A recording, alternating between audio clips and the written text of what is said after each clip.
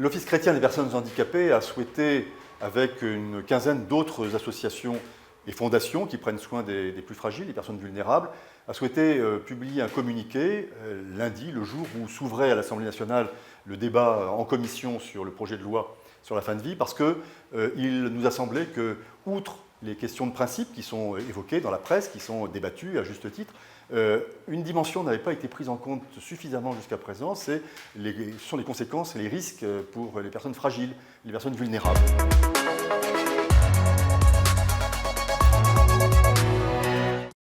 Nous avons souhaité prendre position publiquement sur le projet de loi sur la fin de vie parce que, on le sait bien, ce projet concerne chacun d'entre nous.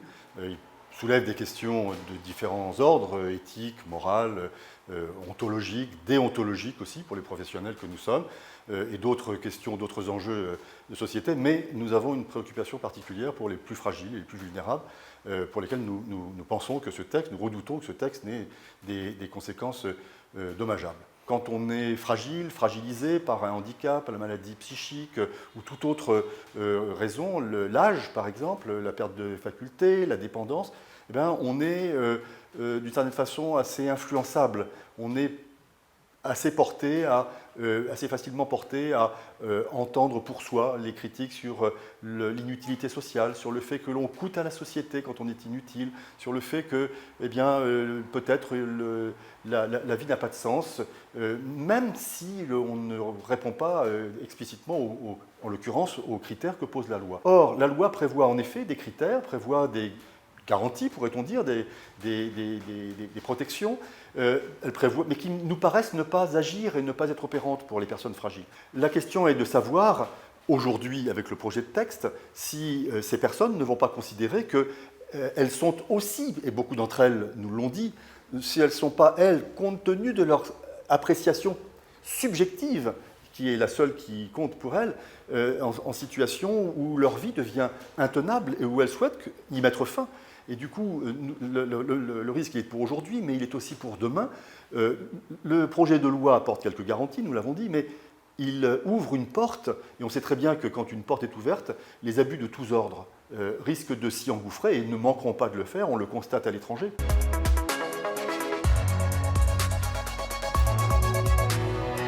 Très curieusement, nous avons deux types de réactions.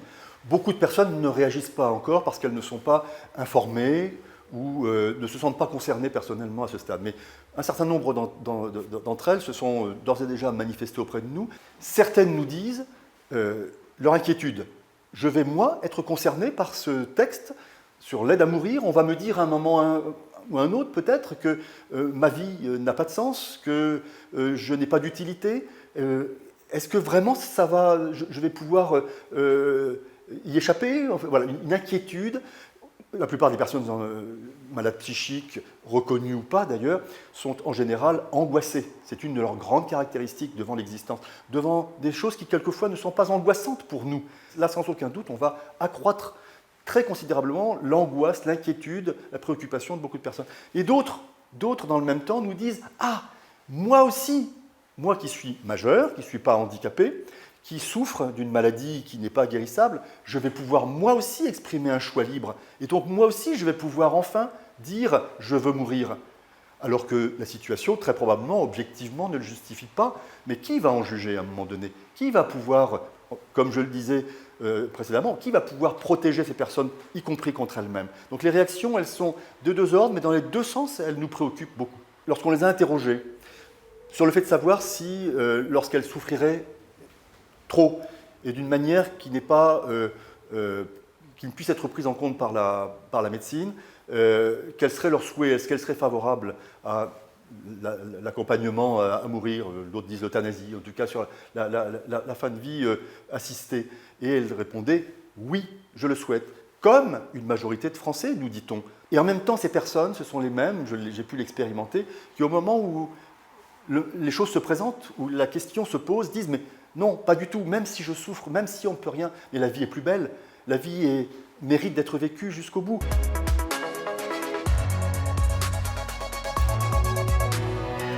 Dans un premier temps, annoncer et faire en sorte que la première partie du texte, celle relative aux soins palliatifs, qui a le grand mérite d'exister, même si elle vise à cautionner la deuxième, qu'elle soit d'application immédiate et que les moyens promis, annoncés, soient effectivement mis en place. Et puis, annoncer d'ores et déjà, aujourd'hui, que la deuxième partie, celle relative à l'aide à mourir, voit ces décrets d'application mis en œuvre uniquement dans une deuxième phase, lorsque une évaluation complète, contradictoire et honnête de la première partie, c'est-à-dire des soins palliatifs, lorsqu'on en aura mis en place partout, ce qui est absolument indispensable, aura été faite. L'obligation, me semble-t-il, de nos responsables politiques, mais aussi de chacun d'entre nous, c'est de faire jouer la solidarité, la fraternité, la dignité, terme qu'on utilise de manière inappropriée pour justifier le projet, au contraire pour s'assurer que les personnes qui sont en souffrance, vulnérables, fragiles, puissent vivre de manière digne, puissent retrouver des forces, la force de vivre. Et je crois que si on entre dans cette démarche progressive, prudente, responsable, on évitera l'écueil qui est aujourd'hui celui vers lequel nous allons tout droit, de montrer l'image d'une société qui est en mal d'humanité, qui a perdu ses repères et qui ne sait plus qui elle est finalement, et comment traiter chacun de ses enfants.